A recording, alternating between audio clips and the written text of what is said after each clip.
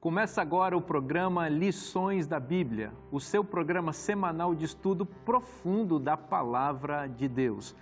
Ao longo de toda esta temporada abençoada, estudamos o tema da aliança. Já estamos no tema 12 e hoje vamos falar sobre a fé na aliança. Qual é a parte humana nesse processo de relacionamento com Deus? Exercer fé nas promessas que Ele fez para todos nós. Então, está no ar Lições da Bíblia, o seu programa de estudo profundo da Palavra de Deus.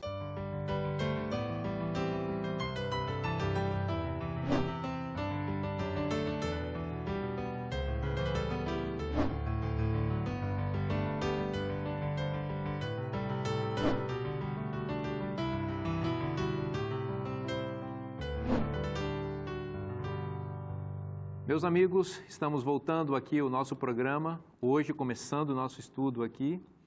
Estamos no tema 12, hein? Quantas vezes olhamos uns para os outros aqui e conversamos boas palavras, boas coisas aqui, aprendendo da Palavra de Deus. O título de hoje é Fé da Aliança. Isso pressupõe a parte humana nesse processo, né, de relacionamento com Deus. Ele espera que nós tenhamos fé e é sobre isso que vamos discutir um pouquinho. Esse é um tema muito importante e, mais uma vez, quero apresentar para os nossos amigos que nos acompanham aqui, os nossos convidados. Pastor André Vasconcelos, editor da Casa Publicadora Brasileira, seja bem-vindo, meu amigo, mais uma vez.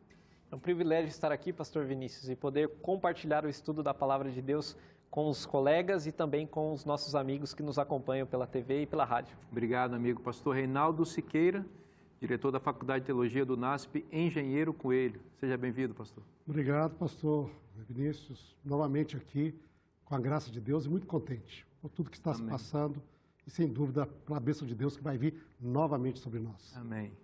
Pastor Herbert Boger, diretor do Departamento de Escola Sabatina, no escritório da Igreja Adventista na América do Sul. Seja bem-vindo, pastor Boger. Muito obrigado, viu? Uma alegria muito grande.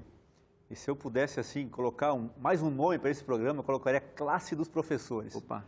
Porque os nossos professores aí, desse estudo semanal, estão aí conectados com a gente, também sendo beneficiados, juntamente com todos nós, desse conhecimento tão profundo e abençoado que essa lição tem colocado para a gente. Que legal, pastor Boger, Classe dos Professores. Então, todo mundo que está no Lições da Bíblia está se preparando para ensinar a Bíblia para alguém, não é? Exatamente. Que bacana, que parceria bonita e estamos sempre abertos para ela. Você podia orar para nós, pastor, pedindo a bênção de Deus para o estudo desta semana? Claro. Querido Pai, nosso bondoso Deus, muito obrigado por esse conhecimento tão profundo do seu grande amor, dessa aliança que o Senhor tem feito com a história, com cada um de nós ao longo da história. E nesse momento nós pedimos a tua iluminação, pedimos a tua bênção sobre nós aqui, que vamos estar estudando mais uma vez esse tema, e também de um modo muito especial com cada professor que vai compartilhar isso nos próximos dias. Pedimos a tua bênção a todos nós, por Jesus. Amém. Amém.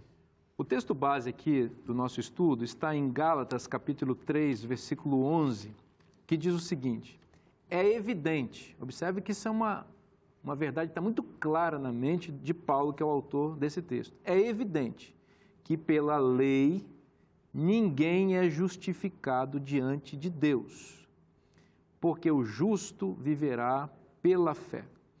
Então, o apóstolo aqui está trabalhando o conceito da salvação, da justificação, né? E ele está opondo métodos diferentes de tentativas de salvação. O método pressuposto aqui é de uma tentativa de justificação pela lei. Alguém que tenta, por meio da obediência, ou por meio de costumes, por meio de procedimentos culturais, se tornar aceitável a Deus e receber assim a chancela de salvo. Ele diz, olha, isso aí não é possível. É evidente que ninguém pode ser justificado dessa maneira. E ele apresenta um método pelo qual nós podemos ser justificados. Ele diz, citando o profeta Abacuque, porque o justo viverá pela fé. Então, a vida a qual ele se refere aqui é a vida do salvo, a vida na justiça. E ela só pode ser acessada, esta vida, por meio da fé. Pastor Boger, a fé realmente é um tema muito importante, né? A gente precisa entender o que significa exatamente crer em Deus, não é isso? Exato, é interessante que o resumo, assim, bem de toda essa história, o livro de Hebreus 11 sempre começa contando um pouquinho de cada um daqueles que passaram por toda essa história e ele viveu pela fé, e pela fé, e pela fé. Toda a nossa caminhada com Deus é pela fé. Agora, a salvação, como diz aqui em Efésios 2, verso 8, já foi citado isso em algum programa anterior sobre esse texto, mas é importante a gente reforçar esse processo todo aqui sobre a fé. Efésios 2, 8 nos diz assim, porque pela graça sois salvos, mediante a fé. E isso não vem de vós, é um dom de Deus, é um presente de Deus. É interessante que na Bíblia a fé, ela tem uma expressão que ela combina com fidelidade.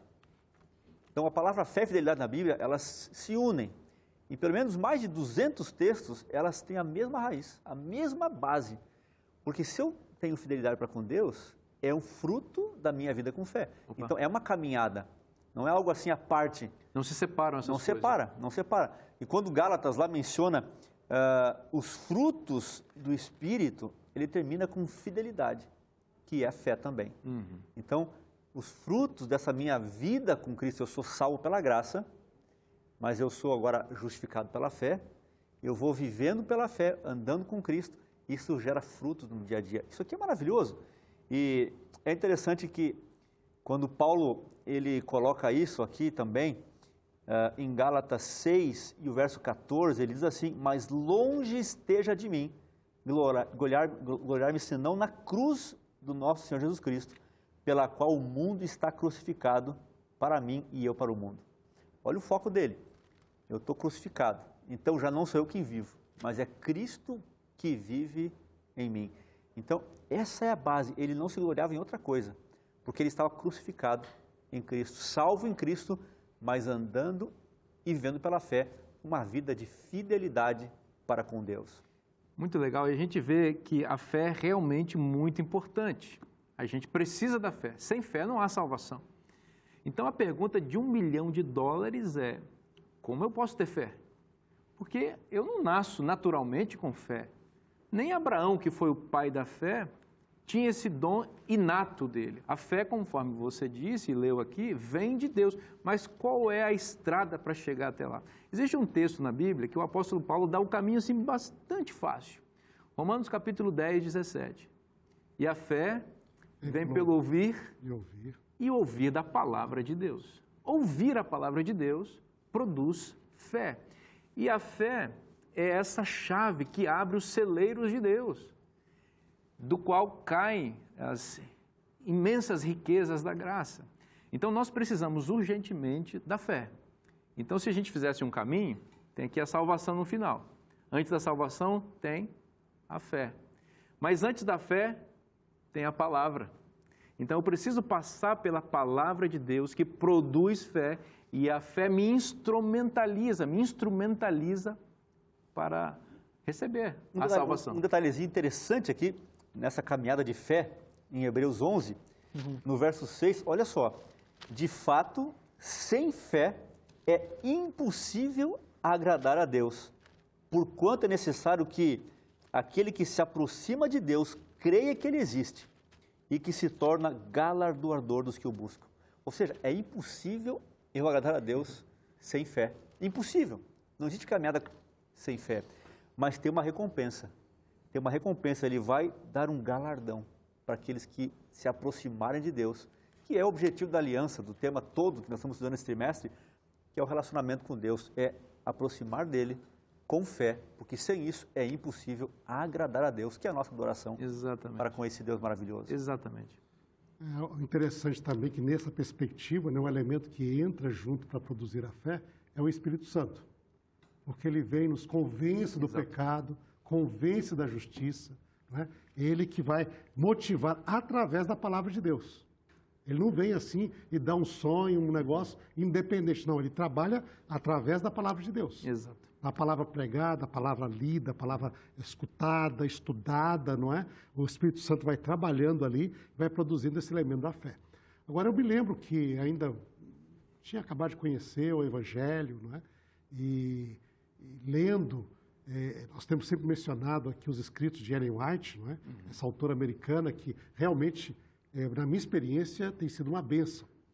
E ela, num livro, um pequeno livreto, chamado Caminho a Cristo, ela define o que é a fé. E isso era uma coisa que eu lutava, assim, mas o que é fé no final? Não é? O que é fé? Não é? A gente pensava, fé é crer, não é? Mas é crer, é mais do que crer, o que é? Aí ela tem uma passagem no Caminho a Cristo que diz, fé não é crença, não é simplesmente crer. Por quê? Porque até os demônios creem e estremecem. Não tem nenhum demônio ateu. Todo demônio acredita que Deus existe. Não existe nenhum demônio evolucionista. Todo demônio sabe que Deus é criador. Hein? Não tem nenhum demônio que não sabe que Jesus é o Senhor. Eles sabem, eles até falaram, sabemos quem tu és, o Santo de Deus. Não é? Exatamente. Agora, por que eles creem, mas eles não têm fé? Ela diz, não, por quê? Porque fé não é só crer. Ela diz assim, fé é crer e se submeter. Opa, boa. Olha só, então ele diz, o passo da fé, você acredita e você se submete a Deus. Nenhum demônio se submete a Deus, no sentido de, eu quero fazer a tua vontade, Senhor. Se eles têm de fazer a vontade de Deus, é meio obrigado. Eles se rebelam em vez de... Se rebelaram contra Deus. Não é? Então, a fé é isso, o indivíduo que diz, eu creio em Deus, mas não quer se submeter a Deus, seguir aquilo que Deus orienta na sua palavra, aceitar o Senhor Jesus como Senhor da sua vida e tudo as instruções. Então, isso não é fé. Né? Isso pode ser convicção às vezes, mas que não resulta na submissão a Deus. Não é fé. Okay? Fé é crer e submeter. É aceitar o Senhor como Salvador e Senhor. Portanto, o que Ele fala, eu aceito e deixo pelo poder do Espírito Santo que Ele possa atuar isso na minha vida. Produzimos frutos, né, como foi apresentado aqui. É interessante porque o autor de Hebreus também tem uma definição clássica de fé. A fé é a certeza das coisas que se esperam. E ao longo de todo aquele capítulo, chamado de Galeria da Fé, ele exemplifica esse conceito. E aí ele vai listar ali personagens que fizeram coisas pela fé. Pela fé, Abraão saiu. Pela fé, Abraão ofereceu. Pela fé, enfim, se nós olharmos o livro, A Galeria da Fé, vamos perceber que exatamente esse conceito de submissão aparece. Sim. Porque pense, por exemplo, nós já até falamos isso aqui em algum outro programa. Abraão, sai da tua terra. Abraão teve fé. Então ele entendeu que Deus quer que ele saia. Mas ficou lá onde ele estava. Ou então, no outro extremo, Abraão sentiu que Deus quer que ele saia. Está sentindo uma coisa gostosa no coração, como alguns pensam que fé é esse sentimentalismo. Né? Mas ficou onde estava. A fé se manifestou exatamente quando ele fez o quê? Ele saiu. Outra coisa, Abraão, oferece o teu filho. Deus está querendo que eu faça isso, estou sentindo que Ele quer. Isso não é fé. Fé é oferecer. E foi o que ele fez. Isso é submissão. Muito interessante a fala do pastor Vinícius, a fala do pastor Reinaldo. Eu também tinha essa dificuldade para entender o que é fé. Né? É crença? É um assentimento mental? É uma abstração? O que é fé? E eu li um livro que me marcou bastante, que fala justamente dessa experiência de Abraão, lá em Gênesis 22. É um livro chamado Tremor e Temor, de um filósofo chamado Soren Kierkegaard. E ele analisa essa experiência de fé de Abraão. E ele tem algumas frases assim, muito interessantes. Ele diz que a fé principia onde termina a razão. Então, a razão te leva até determinado ponto. Ali, a razão, a crença, você pode chegar até ali. Mas para sacrificar o filho, a razão não convence, né? Não tem lógica. A fé avança onde termina a razão. E ele diz assim, que a fé é um movimento de resignação seguido de um movimento em direção ao absurdo. Então, primeiro você tira tudo de si, se resigna, e depois você vai em direção daquilo que não faz sentido. A fé é a certeza das coisas que nós não vemos, né? Das coisas que nós não percebemos. Então, isso é fé. Então, é importante, eu acho, fazer essa distinção entre crença e fé. Veja, isso não quer dizer que a fé seja irracional. Ela tem uma crença anterior, mas chega um momento que ela extrapola essa crença. Ela não fica limitada a uma crença, ela não fica limitada à razão. Esse é o movimento, esse é o salto em direção ao escuro, né? Chega um momento que você imagine uma casa, um cômodo, você está andando pelo corredor. Então, ali está tudo clarinho, bonitinho, você está caminhando bem. Aí, de repente, chega a escada e a escada está escura. A crença te levou até aquele ponto do caminho. Mas para você avançar, aí você tem que dar esse passo de fé. Então, a razão te levou até determinado ponto. Mas a fé principia onde termina a razão. Ter fé é exatamente crer em Deus, crer que Ele é Pai, crer que Ele é amor e crer que o que Ele pede para nós é o melhor para nós. Ainda que o que Ele pede pareça absurdo, pareça estranho. Você vê isso na experiência de Jesus, né? Porque ele venceu a tentação na base da fé. Todas as tentações ali no deserto, né? Ele venceu na base da fé. Mas a fé é baseada no assim diz o Senhor, não está escrito.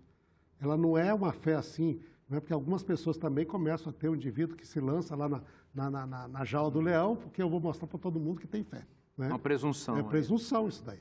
Então, o que Jesus falou? Olha, você diga para essas pedras, não, nem só, Jesus está escrito, nem só de pão vive o homem, não vive do milagre.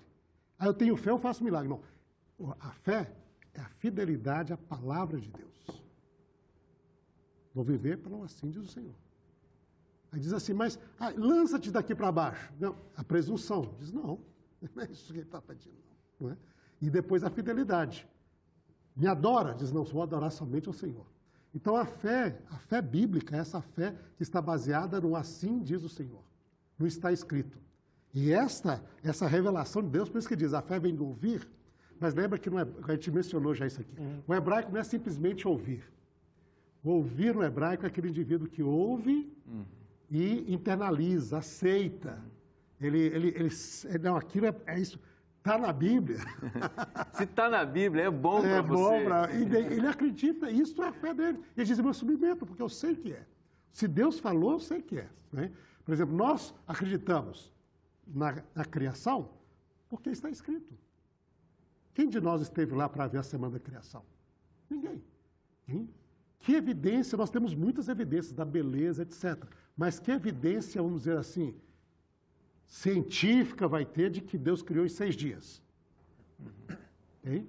Nós temos a ciência, aliás, indo na outra direção. Mas quem tem a palavra de Deus diz, não, eu acredito por quê? Porque assim diz o Senhor. Esse programa está realmente imperdível, porque o tema é gostoso demais e o tema apresenta a chave da salvação. A gente vai fazer um pequeno intervalo, não sai daí, Lições da Bíblia volta já já. 2 declarações de Cristo sobre isto. Uma declaração ele fez a Nicodemos. E é interessante ver isso, porque muitas vezes nós não conectamos quando a gente lê, e quando a gente pensa em Nicodemos, a gente pensa só em Jesus falando sobre o novo nascimento. Voltamos com o programa Lições da Bíblia. E no bloco anterior falamos um pouquinho sobre a fé, as definições de fé, o sentido de fé e como nós podemos ter fé para entrarmos nesse relacionamento de amor com Deus. Eu quero mais uma vez apresentar para você este material especial, excepcional, que é os comentários de Ellen G. White sobre o tema do nosso guia de estudos ao longo de toda essa temporada. Certamente você vai enriquecer sua vida espiritual ao ler essas linhas, esses parágrafos, essas páginas abençoadas aqui. Então, se você deseja conhecer um pouco mais sobre esse material, você sabe que esse livro é publicado na Casa Publicadora Brasileira e o endereço eletrônico está aparecendo no seu vídeo, cpb.com.br, cpb.com.br. Bom, a gente trabalhou um pouquinho o conceito de fé, o que é fé e como exercê-la. Agora, uma pergunta também importante, pastor Siqueira, fé em quê? Né? E é claro, a gente sabe que é em Jesus e tudo, mas o sacrifício de Cristo no Calvário é exatamente o ponto focal da fé, onde nossos olhos devem se dirigir para ver o que ocorreu ali, para produzir esperança em nosso coração, né? Não, sem dúvida, e acho que é interessante a gente ver vamos dizer assim, duas declarações de Cristo sobre isso. Uma declaração ele fez a Nicodemos. E é interessante ver isso, porque muitas vezes nós não conectamos quando a gente lê, e quando a gente pensa em Nicodemos, a gente pensa só em Jesus falando sobre o novo nascimento. Uhum. E é uma questão negativa, parece que Jesus ali está de maneira repreendendo o doutor da lei. O Nicodemos, né? Então fica ali, você é mestre da lei, não sabe isso, né? Mas Jesus não parou aí, isso realmente aconteceu, mas ele continua. Depois que ele repreende dessa maneira, né, ele vai falar sobre a necessidade da fé. Porque diz, ninguém subiu ao céu para saber. Quem vai declarar aqui é aquele que desceu, que sou eu. Mas daí ele diz, interessante essa parte, ele declara isso a Nicodemos. João capítulo 3, verso 14. Okay. E do modo por que Moisés levantou a serpente no deserto, assim importa que o Filho do Homem seja levantado, hein? Para que todo que nele crê tenha a vida eterna. Ele continua dizendo, porque Deus amou o mundo de tal maneira que deu o seu Filho unigênito para que todo que nele crê não pereça, mas tenha a vida eterna. Porque Deus enviou o seu Filho não para julgar o mundo, mas para salvar o mundo. Tudo isso foi dito a Nicodemos. Interessante, não foi dito a João, não foi dito ao apóstolo do amor, não foi dito a Pedro, o apóstolo ali que estava perto. Foi dito a Nicodemos. Essa grande revelação de Deus, Jesus fez a Nicodemos. E Nicodemos, provavelmente, depois que selou seu compromisso com Cristo, na cruz do Calvário, sim, ele declarou aquilo que Cristo já tinha declarado para ele do início do ministério.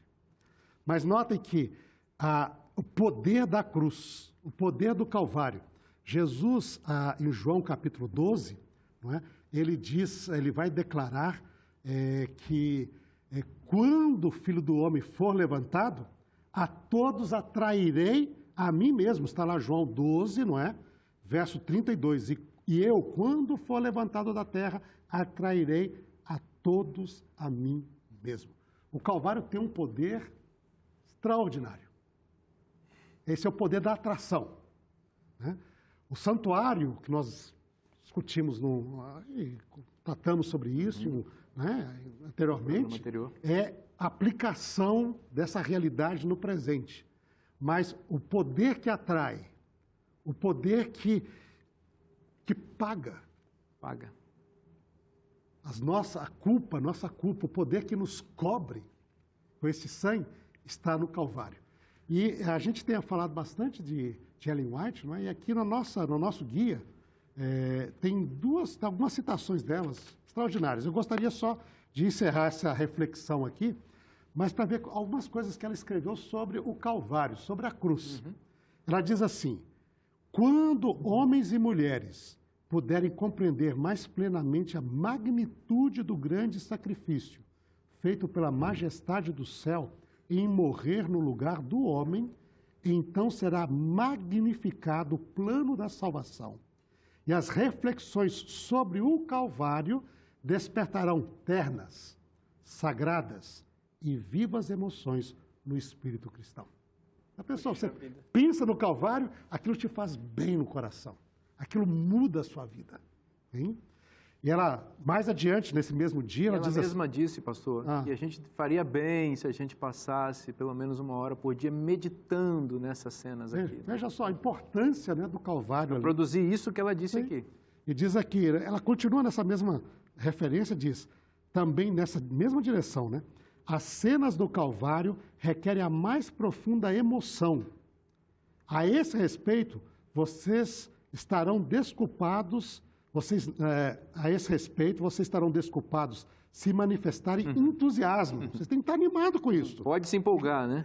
Que Cristo, tão excelente, tão inocente, devesse sofrer tão dolorosa morte, suportando o peso dos pecados do mundo, jamais nossos pensamentos e imaginação poderão compreender plenamente o comprimento, a largura, a altura e a profundidade de tão assombroso amor, não podemos sondar.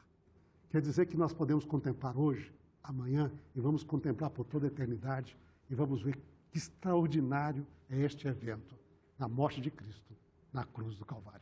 Coisa linda isso, pastor Siqueira. A morte de Cristo pagou o preço e startou o processo de salvação na nossa vida, né? Sem ela, não haveria resgate. O apóstolo Pedro, aqui em 1 Pedro, no capítulo 1, versículo 18 e 19, diz assim: sabendo que não foi mediante coisas perecíveis, como prata ou ouro, que vocês foram resgatados da vida inútil que seus pais lhes legaram, mas pelo precioso sangue de Cristo, como de um cordeiro sem defeito e sem mácula. Fomos resgatados. Pastor André, tem uma prisão aqui, chamada pecado, né? E a ideia de resgate tem que ver justamente com isso, né? Com libertar, pagar o preço de um prisioneiro, alguém que está cativo e ser liberto. Então, o resgate tem que ver exatamente com isso. Tem um texto que é muito elucidativo, que está em Romanos, capítulo 3, versos 23 a 25, que Paulo vai falar de dois conceitos teológicos que são muito importantes para nós entendermos todo esse processo do sacrifício de Jesus e satisfação, né? Porque eu me lembro que quando eu era mais jovem, ainda sou jovem, mas quando eu era mais jovem, eu tinha alguma certa dificuldade para entender por que Jesus teve que morrer na cruz, né? Acho que, não sei se muitas pessoas também devem se perguntar isso daí, né? Por que Jesus teve que morrer na cruz? Será que foi para influenciar, para mostrar o amor dele? Na verdade, o que estava em jogo ali? E Paulo vai responder a essa pergunta, né?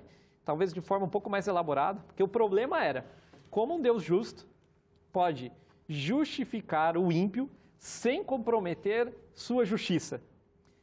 Ou seja, ele tem que perdoar o injusto, mas ele tem que ser justo ao fazer isso. E Paulo vai responder por meio de duas imagens, duas palavras que trazem dois conceitos teológicos. Então, ele vai falar da redenção e vai falar da propiciação. Então, ele começa dizendo que todos pecaram e carecem da glória de Deus, ou seja, todos são transgressores, não há nenhum justo. E carecem da glória de Deus. A glória de Deus aqui é uma referência à imagem de Deus, ou seja, a imagem de Deus foi sendo borrada do ser humano com o passar do tempo. O ser humano já não representa bem, nem física nem moralmente, a divindade. E nesse contexto, como então ele pode ter essa imagem restaurada? Verso 24. Sendo justificados gratuitamente por sua graça, mediante a redenção que há em Cristo Jesus, a quem Deus propôs no seu sangue como propiciação mediante a fé. A fé é o meio pelo qual nós temos os méritos do resgate e da propiciação. Agora vamos entender um pouco mais esses dois conceitos. O resgate, como eu já disse, ele tem que ver com a ideia de libertar um cativo, e a propiciação com a ideia de aplacar, abrandar a ira divina. Então são dois conceitos diferentes. São dois conceitos diferentes que se unem.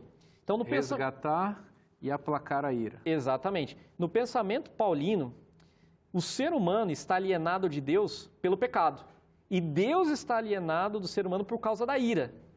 E é na morte substitutiva de Cristo que o pecado é vencido e a ira é desviada. Ela é projetada sobre o Filho de Deus. A ira que deveria recair sobre o pecador é projetada sobre o Filho de Deus.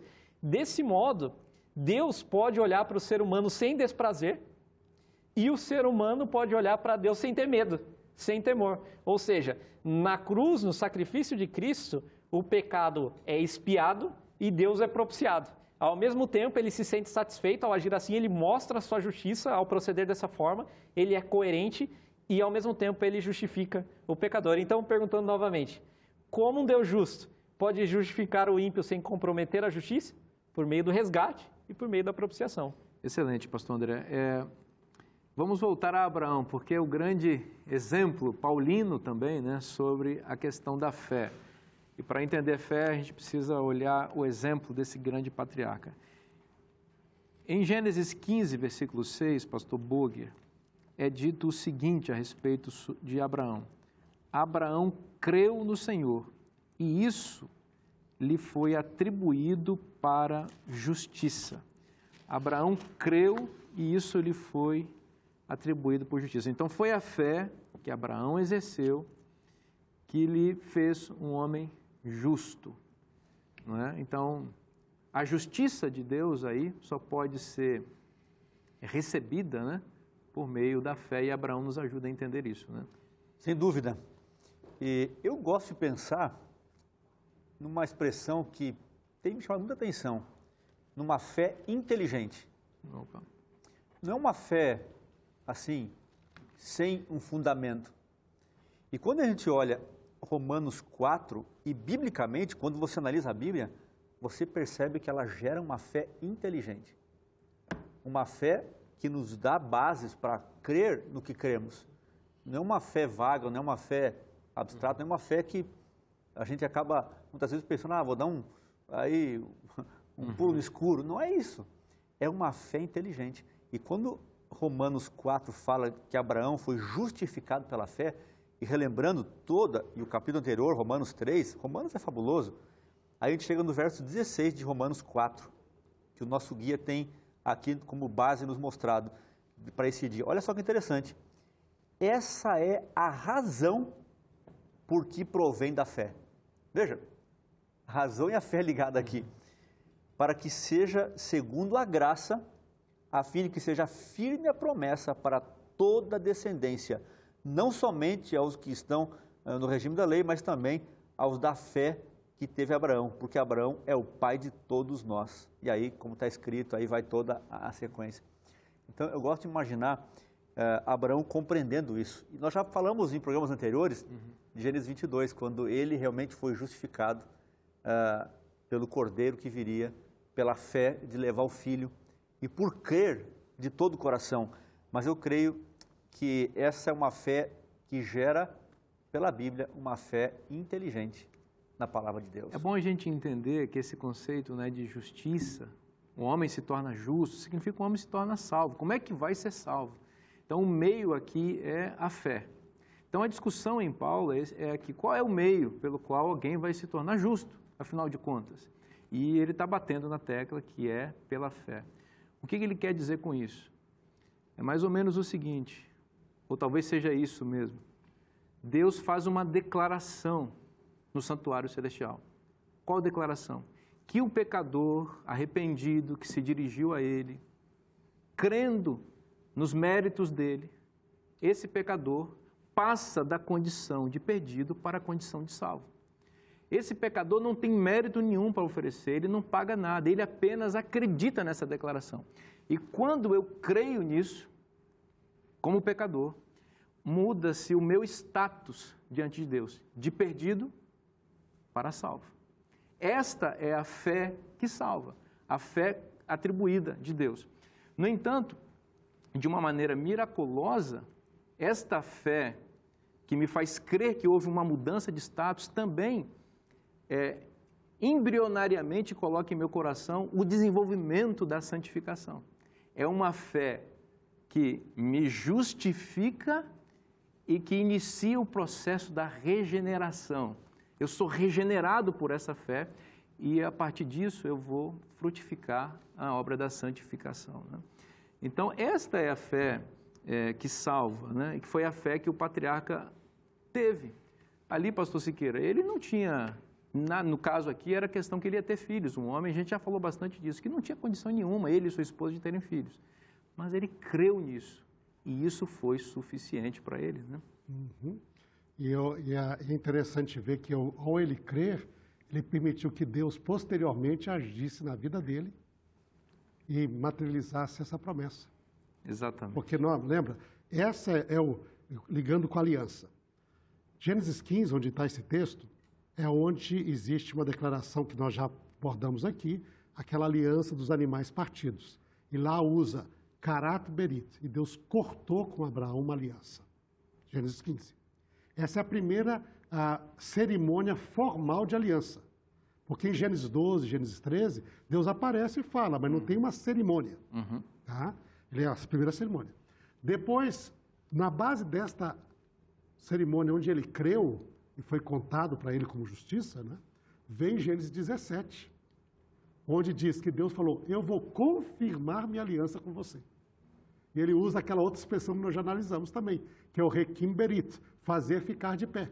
Eu vou te dar o filho que eu prometi, eu vou te dar a descendência que eu prometi, eu vou mudar o seu nome. Mas isso diz aí essa fé que ela operou de acordo com a palavra do Senhor, não é? Essa fé de Abraão. Então é interessante ver que é essa direção que nós temos da fé, uma fé que vai obrar de acordo. E com isso, lembra que Abraão ia ser uma bênção, né? Paulo, no capítulo 4, que vai usar Abraão como um exemplo do pai da fé, ele lembra essas duas experiências. Ele diz, olha, Abraão, ele creu. E Deus fez uma aliança com ele. Mas quando ele creu em Gênesis 15, ele era incircunciso ainda. Para ele ser pai de todo incircunciso que crê como ele e se torna filho. E no 17, a fé dele é confirmada. Para ele ser pai de todo que é circuncidado e crê como ele, pai de todos é Abraão. Gente, para um pouquinho, porque o assunto está maravilhoso. O Lições da Bíblia vai dar uma pausa rapidinha e a gente volta com esse assunto. Até já já. Detalhe é que ele nos declara justo, sendo nós injustos, né? Porque ele nos perdoa, ele expia o nosso pecado. Eu gosto de enfatizar que o valor da fé reside não no indivíduo, mas no objeto. Estamos de volta com o programa Lições da Bíblia para continuar estudando o tema da fé e como ela é importante ou essencial em nosso relacionamento com Deus. Ao longo de nossa temporada aqui, estamos estudando o tema da aliança e aprendendo muito sobre a palavra de Deus. E por isso quero recomendar para você que deseja aprender ainda mais sobre esse assunto, este comentário que foi desenvolvido especialmente para pessoas que querem ter conhecimento teológico, aprofundado, detalhado sobre o tema do guia de estudos desta temporada. O livro Pacto Eterno, editado pela Casa Publicadora Brasileira. Se você deseja ter mais conhecimento a respeito desse material, o site é cpb.com.br, cpb.com.br. Muito bem, meus amigos, vamos voltar aqui à nossa conversa, que estava muito agradável e muito instigante assim no bloco anterior. Estávamos falando sobre a fé, não é? E a fé, ela é um elemento assim muito importante, que tem nuances diferentes, né, pastor André? Às vezes a fé nos aparece como um salto no escuro, né? Porque a gente vai fazer aquilo que a gente não sabe onde vai chegar, porque Deus está pedindo para a gente fazer. Ao mesmo tempo, a fé, ela se revela com evidências bíblicas muito claras, né? Então, ela também tem essa dimensão racional e tem essa dimensão, assim, espiritual, por assim dizer, porque era sempre espiritual, né?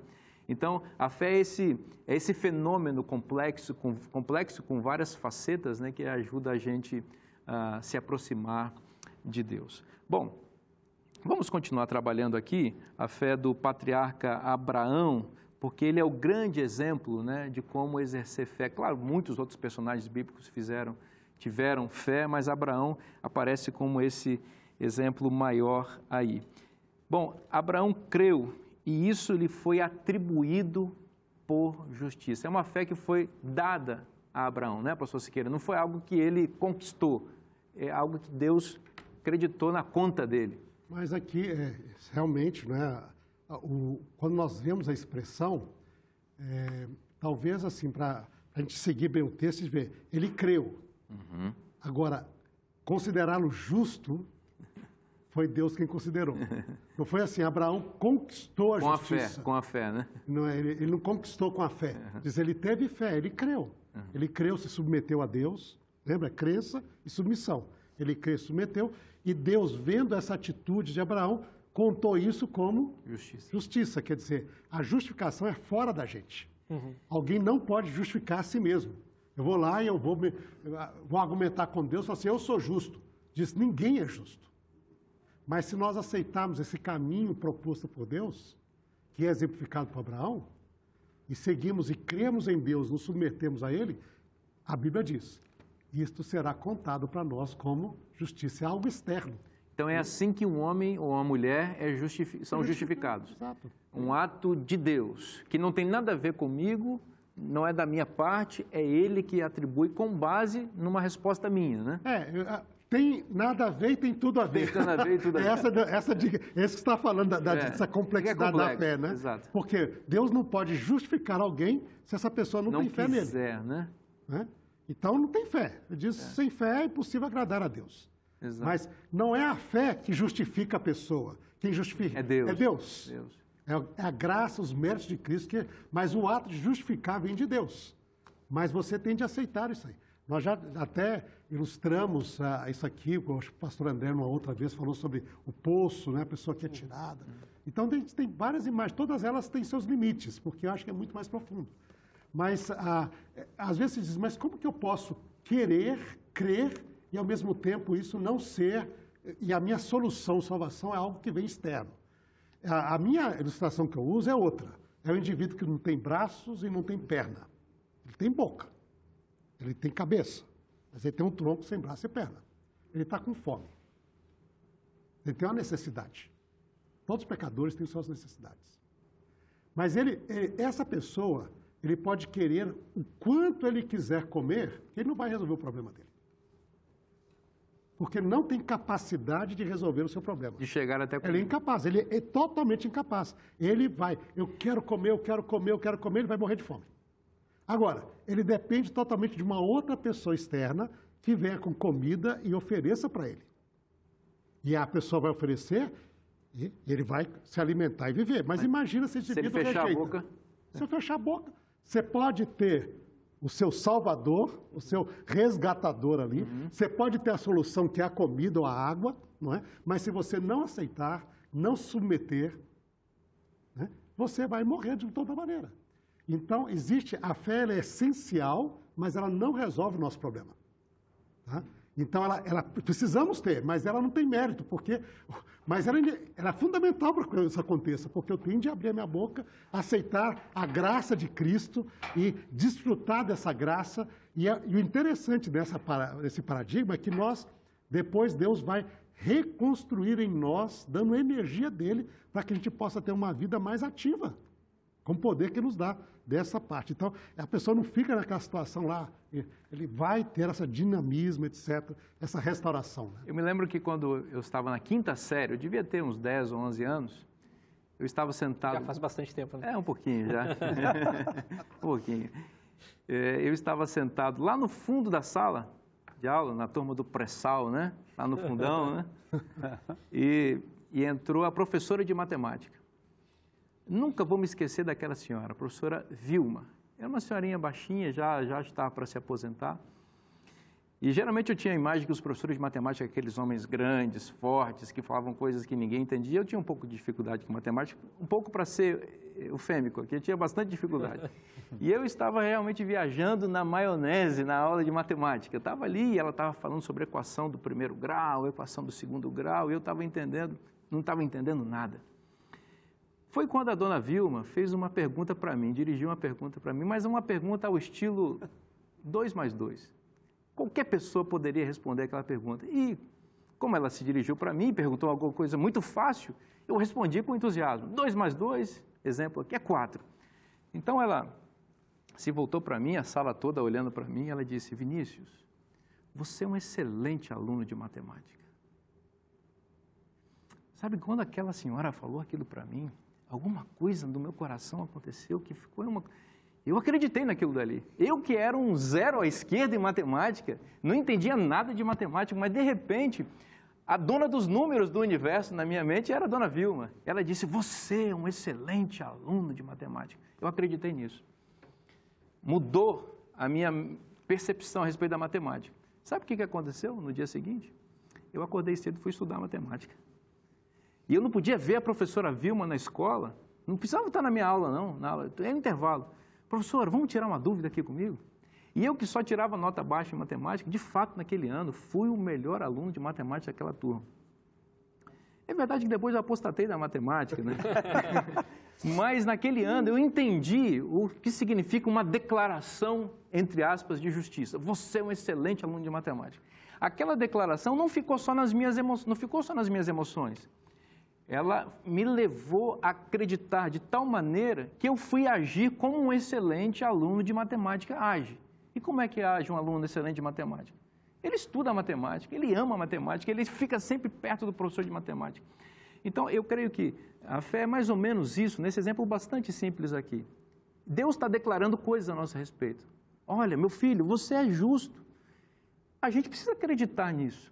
E quando a gente acredita nisso, não é que a gente vai agora agir por conta própria para ser justo.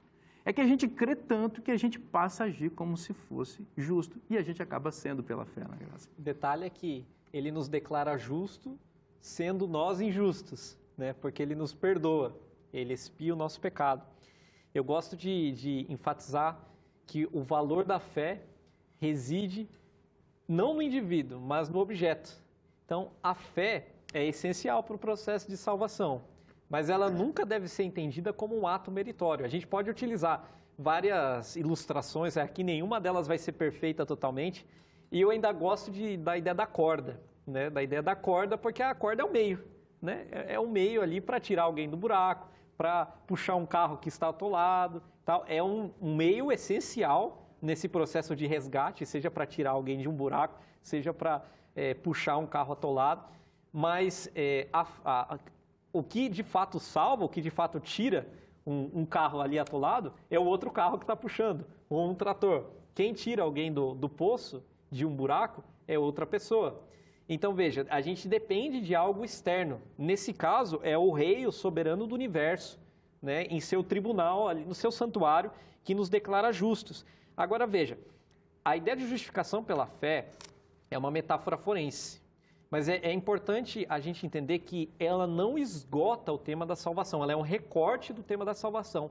Paulo utiliza várias metáforas para falar do processo de salvação. Ele fala de justificação, ele fala de santificação, ele fala de reconciliação, de adoção, e cada uma delas enfatiza um aspecto do processo de salvação. A justificação é uma metáfora essencialmente forense. E isso do ambiente judicial, do ambiente jurídico. Né? Por exemplo, Deuteronômio 25, verso 1, diz assim: em havendo contenda entre alguns e vierem a juízo, os juízes julgarão, justificando ao justo e condenando ao culpado. Ou seja, é num contexto de tribunal. Ou você justifica, ou você condena. Então, veja, isso não esgota o processo de salvação, porque justificar é declarar justo, mas Deus não para aí, porque ao declarar justo, né, vem junto com essa obra justificadora do Filho, uma obra regeneradora do Espírito Santo, porque a justiça não é apenas imputada, acreditada, ela também é comunicada. Então, lá na cruz, o ladrão na cruz, o chamado bom ladrão, né, que se arrependeu ali na cruz, Jesus o perdoou, o justificou naquele momento. Mas não apenas o justificou, também comunicou justiça para aquele homem, de modo que ele fez uma confissão de fé ali tremenda, né? Então, veja, a pessoa não é apenas declarada justa. No mesmo momento que Deus começa a trabalhar no coração daquela pessoa, já começa um processo de restauração da imagem dele. Então, a justificação e a santificação, às vezes, elas se misturam no seguinte sentido, que ao perdoar o pecador, Deus já está restaurando aquele pecador. Ele já começa ali, ao declará-lo justo, ele já começa a restaurar a imagem dele naquela pessoa. Ele regenera aquela pessoa, isto é, ele nasce de novo. E ao nascer de novo, ele vai sendo santificado. Tem um texto aqui que eu gostaria de ler, também no conceito de definição de fé, que eu acho que é muito importante, que está em Gálatas, capítulo 5, versículo 6, que diz o seguinte: porque em Cristo Jesus, nem a circuncisão, nem a incircuncisão tem valor algum. E agora vai o texto. Mas a fé que atua pelo amor. Observe que aqui o apóstolo está falando sobre meios de salvação. Uns estão dizendo que é pela circuncisão, outros dizem, não precisa da circuncisão, o gentil também pode ser salvo de qualquer forma. Ele diz, não, o que salva não é nenhuma coisa, nem outra. O caminho para a salvação é a fé. E aqui ele faz uma definição, caracterizando a fé. O que é fé? A fé que atua pelo amor. Outras versões vão dizer a fé que obra ou que opera com base no amor. É muito interessante pensar nisso, porque a fé não é só um sentimento, não é só um pensamento ou uma crença, a fé é alguma coisa que vai para a atitude, para a ação. O mesmo apóstolo Paulo, em 1 Coríntios, capítulo 7, versículo 19, é muito interessante perceber o paralelo entre essas duas passagens. 1 Coríntios, capítulo 7, versículo 19, diz o seguinte, 1 Coríntios 7, 19. A circuncisão em si não é nada. Veja que é o mesmo fraseado. A incircuncisão também nada é. Mas o que vale é guardar as ordenanças de Deus. Então parece que se a gente coloca esses dois textos em paralelo, o apóstolo está dizendo que a fé que atua pelo amor equivale a guardar os mandamentos de Deus. Então, quando a gente crê em Deus, inevitavelmente a gente vai fazer aquilo que Deus espera que a gente faça. A fé é ouvir a voz de Deus e se submeter a Deus, guardar os seus mandamentos. Deixa Deus falar com você.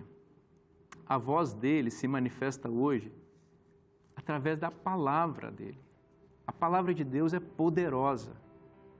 Ela apresenta a resposta para as maiores dúvidas que podem haver na sua vida.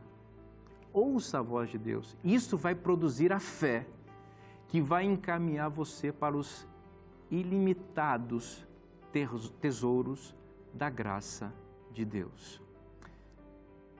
A fé vem pelo ouvir e ouvir da palavra de Deus. Por isso, nós terminamos o programa de hoje lembrando a você. Se está na Bíblia, é bom para você. Então, sempre ouça a voz de Deus.